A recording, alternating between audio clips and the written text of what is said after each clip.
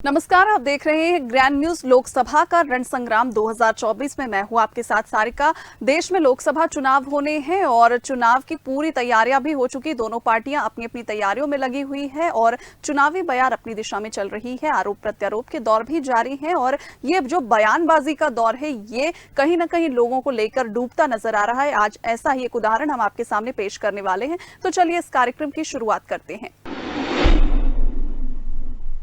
देश में हो रहे लोकसभा चुनाव 2024 के प्रथम चरण के अंदर बस्तर संसदीय सीट पर 19 अप्रैल को मतदान होने हैं और इस सीट से कांग्रेस और भाजपा समेत कुल 11 प्रत्याशी मैदान में हैं। बस्तर सीट नक्सल प्रभावित क्षेत्र में आने की वजह से चुनाव के दौरान काफी घटनाएं होती हैं। माओवादी चुनाव का बहिष्कार करते हैं और इस लिहाज से बस्तर में सुरक्षा की दृष्टि से चुनाव संपन्न कराने के लिए पुलिस समेत केंद्रीय रिजर्व फोर्सेस के लगभग 1 लाख से अधिक जवानों को इस क्षेत्र में तैनात किया गया है। बस्तर आईजी सुंदरराज पी ने बताया कि 19 अप्रैल को बस्तर और 26 अप्रैल को कांकेर लोकसभा क्षेत्र में मतदान कराया जाएगा। इस प्रकार से बस्तर संभाग के अंतर्गत 2 लोकसभा सीट पर चुनाव के लिए काम शुरू हो गया है। चुनाव प्रक्रिया को सुरक्षित और व्यवस्थित तरीके से संपन्न कराने के लिए बस्तर में DRG, STF, Bastar fighters, cobra और केंद्रीय अर्धसैनिक बल, सीआईएसएफ, बीएसएफ, आईटीबीपी, एसएसबी बल पहले से तैनात है। केंद्रीय चुनाव आयोग ने अलग से अतिरिक्त पुलिस फोर्स को बस्तर में तैनात किया है और इन सभी सुरक्षा बलों के द्वारा बस्तर में लगातार सर्चिंग ऑपरेशंस जारी हैं। सीमावर्ती राज्य और सीमावर्ती जिले में लगातार नाकाबंदी करके चेकिंग की जा रही है। इसके अलावा चुनाव संबंधी सभी कार्य प्राथमिकता से पुलिस के द्वारा बस्तर में किए जा रहे हैं। बस्तर आईजी सुंदरराज पी ने कहा है कि वर्तमान में काफी बड़ी संख्या में पहले से ही बस्तर में जवान तैनात हैं। चुनाव आयोग की ओर से भी अतिरिक्त फोर्सेस का आवंटन किया गया है। सुरक्षागत कारणों से संख्या बता पाना मुश्किल है और बस्तर में इतनी बड़ी संख्या में जवान तैनात हैं कि सुरक्षित रीति से चुनाव की प्रक्रिया को संपन्न कराया जा सकता है। 19 अप्रैल और 26 अप्रैल को होने वाले चुनाव में सीमावर्ती राज्य उड़ीसा, महाराष्ट्र, तेलंगाना, आंध्र प्रदेश की पुलिस से भी सुरक्षा संबंधी कोऑर्डिनेशन किए गए हैं। इस दौरान सीमावर्ती राज्यों की पुलिस फोर्स सीमावर्ती इलाकों में डटकर तैनात रहेगी ताकि सुरक्षित तरीके से चुनावों को संपन्न किया जा सके। दंतेवाड़ा में भी लोकसभा चुनाव के मद्देनजर सुरक्षा व्यवस्था कड़ी करने के लिए जिले के सरहदी इलाकों में चुनाव संबंधी तैयारियों को अंतिम रूप दिया जा चुका है। जिले में अन्य राज्यों से और कांकेर जिले में 25 सीआरपीएफ की कंपनियां पहुंची है। इसके अलावा जिले में पहले से तैनात सीआरपीएफ की 20 कंपनियों को चुनाव कार्य के लिए दंतेवाड़ा पुलिस को सौंप दिया गया है। जिले में तैनात सीएसएफ की 23 कंपनियों को भी जिले के मतदान केंद्रों और आरओपी ड्यूटी के लिए तैनात किया जाएगा। साथ ही जिले के डीआरजी और बस्तर फाइटर्स को भी तैनात किया गया है। ड्रोन कैमरे से निगरानी की जा रही है। बता दें, जिले में नक्सलियों द्वारा किसी भी प्रकार की हिंसा को रोकने के लिए 3 लेयर सुरक्षा प्लान तैयार किया गया है। संवेदनशील जगहों की ड्रोन कैमरे से निगरानी की जा रही है। चुनाव के दौरान किसी भी प्रकार की हिंसा की आशंका के मद्देनजर जिले के अंदरूनी इलाकों में लगातार गश्त और सर्चिंग जारी है। जिले में कुल लगभग 8000 की संख्या में पुलिस अधिकारी और कर्मचारियों की ड्यूटी लगाई गई है ताकि शांतिपूर्ण चुनाव संपन्न कराया जा सके। दरअसल छत्तीसगढ़ का बस्तर संभाग नक्सल प्रभावित अति संवेदनशील क्षेत्र माना जाता है। यहाँ नक्सली सुरक्षा बलों को निशाना बनाने छोटी बड़ी घटनाओं को अंजाम देते रहते हैं और इसी बस्तर संभाग में लोकसभा की 2 सीटें भी आती है। बस्तर लोकसभा क्षेत्र पर पहले चरण के तहत 19 अप्रैल को मतदान होगा, तो वहीं दूसरे चरण के तहत 26 अप्रैल को कांकेर लोकसभा क्षेत्र में मतदान कराए जाएंगे। ऐसे में नक्सली हमेशा की तरह चुनाव को प्रभावित करने की कोशिश भी कर सकते हैं और इसी बात को ध्यान में रखते हुए केंद्रीय चुनाव आयोग ने अतिरिक्त पुलिस फोर्स को बस्तर में तैनात किया है। आमाबाल गांव बस्तर के जिला मुख्यालय जगदलपुर से 40 किलोमीटर दूर नारायणपुर विधानसभा क्षेत्र में आता है और इसी गांव में प्रधानमंत्री मोदी ने 8 अप्रैल को दोपहर चुनावी सभा भी की और प्रशासन ने प्रधानमंत्री की सभा की सुरक्षा के लिए वहां पर उस वक्त भी व्यापक इंतजाम किए थे। बस्तर लोकसभा में पहले चरण के अंतर्गत 19 अप्रैल को मतदान होगा। वहीं बस्तर लोकसभा सीट भाजपा के लिए काफी अहम है क्योंकि पिछली बार 2019 के चुनावों में भाजपा को इसी सीट पर हार मिली थी और ये सीट कहीं ना कहीं प्रधानमंत्री के आने के बाद अब कांग्रेस के लिए भी महत्वपूर्ण हो गई है। इसे जीतने के लिए कांग्रेस भी पूरा जोर लगाती नजर आ रही है, लेकिन इसी जोर और खींचातानी के बीच में कांग्रेस के नेता एक ऐसा बयान दे गए हैं जिस पर अब बीजेपी ने दावा आपत्ति की है, इसका विरोध कर रहे हैं, कोतवाली में इसकी शिकायत भी की है। तो चलिए एक बार फिर से आपको इस सियासी सरगर्मी से रूबरू कराते हैं।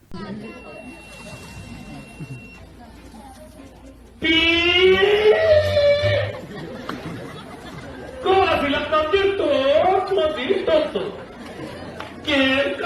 राम राम। छत्तीसगढ़ में एक बार सियासी सरगर्मी बढ़ गई है। बुधवार को बीजेपी का प्रतिनिधिमंडल मुख्य निर्वाचन पदाधिकारी कार्यालय पहुंचा, जहां उन्होंने बस्तर प्रत्याशी कवासी लखमा के खिलाफ शिकायत की है।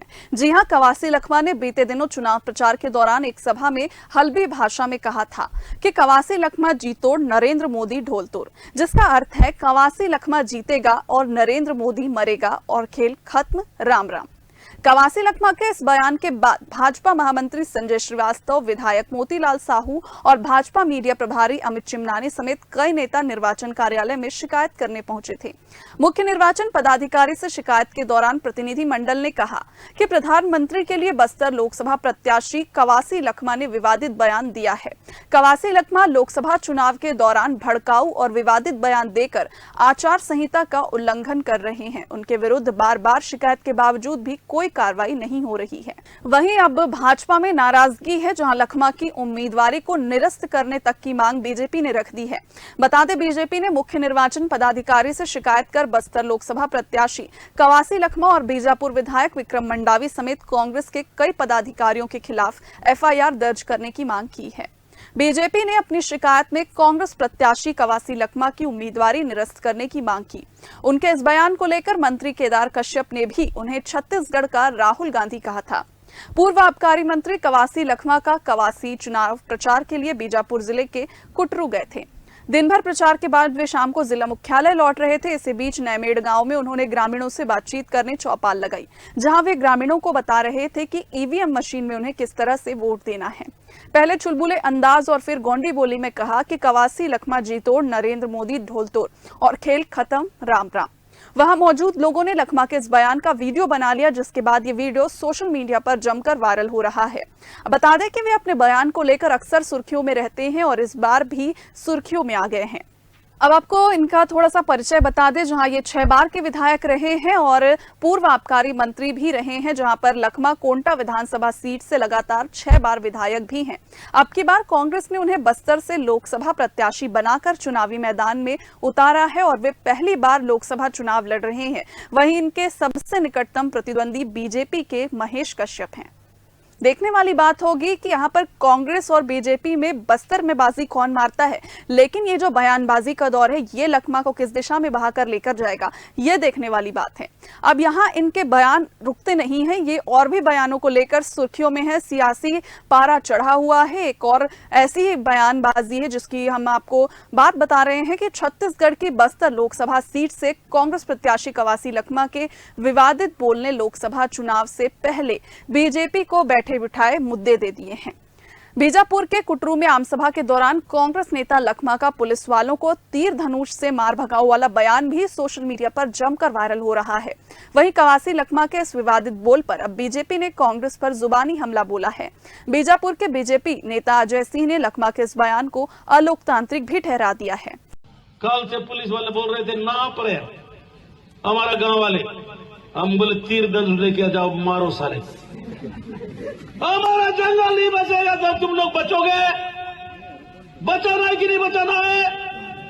आदिवासी लोग का पीने में। अब ये पूरा मामला है, लगातार बयानबाजी है, तो बीजेपी यहाँ पर कांग्रेस को घेर रही है। उन्होंने कांग्रेस पर हमला बोलते हुए बीजेपी नेता अजय सिंह ने कहा कि कांग्रेस के प्रत्याशी के इस बयान से साफ हो गया है कि माओवाद और कांग्रेस की सोच में एक जैसा ही पन है और लखमा कभी शराब पीकर नाचने और मारो पीटो जैसा बयान देते हैं, तो अब तो उन्होंने हद पार कर दी है। भरी सभा में बेबाक कहते हैं कि पुलिस वालों को तीर धनुष से लैस होकर मार भगाओ।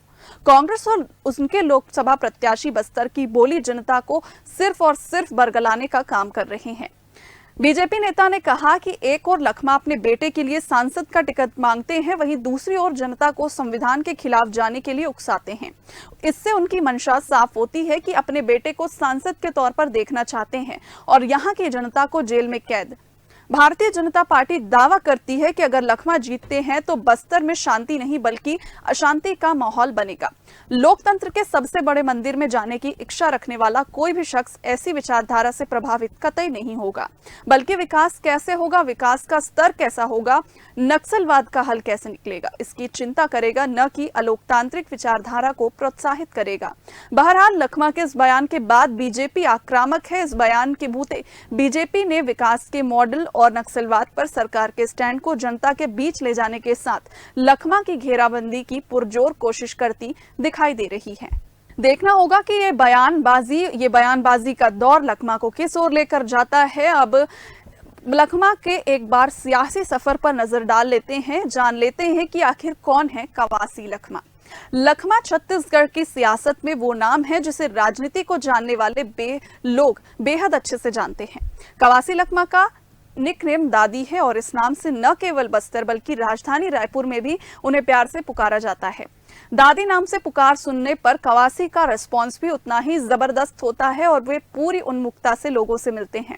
भले ही कवासी ने अपनी प्रारंभिक परिस्थितियों के चलते शिक्षा दीक्षा हासिल नहीं की, लेकिन राजनीति और शासन प्रशासन के संबंध में अपने जुझारूपन से जो विशेषज्ञता हासिल कर ली है वह काबिले तारीफ है। बता दें, आपको थोड़ा सा पीछे लेकर चलते हैं, जहां पर भूपेश कैबिनेट में बस्तर से एकमात्र विधायक को मंत्रिमंडल में स्थान मिला था और वो नाम है कवासी लखमा।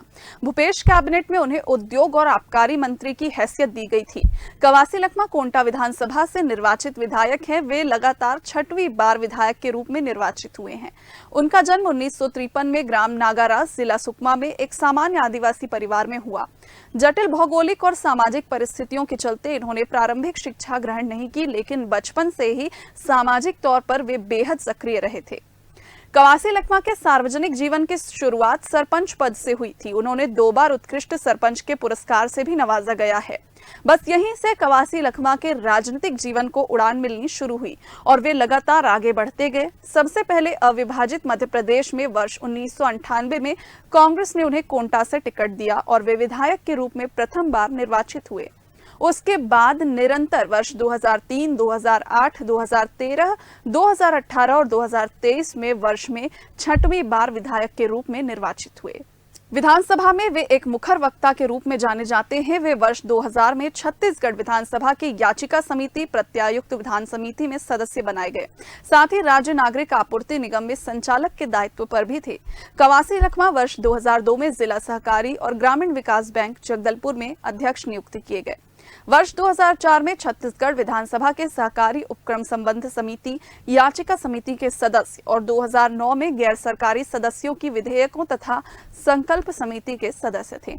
ये रहा कवासी लखमा का सियासी सफर। लेकिन सियासी सफर के इतर देखा जाए तो ये जो बयानबाजी है ये लोकसभा चुनाव पर सांसद प्रत्याशी लखमा पर भारी पड़ती नजर आएगी। अब ये तो बस्तर के आदिवासी और बस्तर की जनता तय करेगी कि कौन बस्तर में बाजी मारने वाला है, बस्तर में किसकी ताजपोशी होगी। लोकसभा चुनाव में काफी कम वक्त बचा हुआ है, तो लगातार इस तरीके के दौर आते रहेंगे और हम आपको उससे रूबरू कराते रहेंगे। हमारे इस खास कार्यक्रम लोकसभा का रण संग्राम 2024 में फिलहाल इतना ही। बने रहिए ग्रैंड न्यूज के साथ और मुझे दीजिए इजाजत।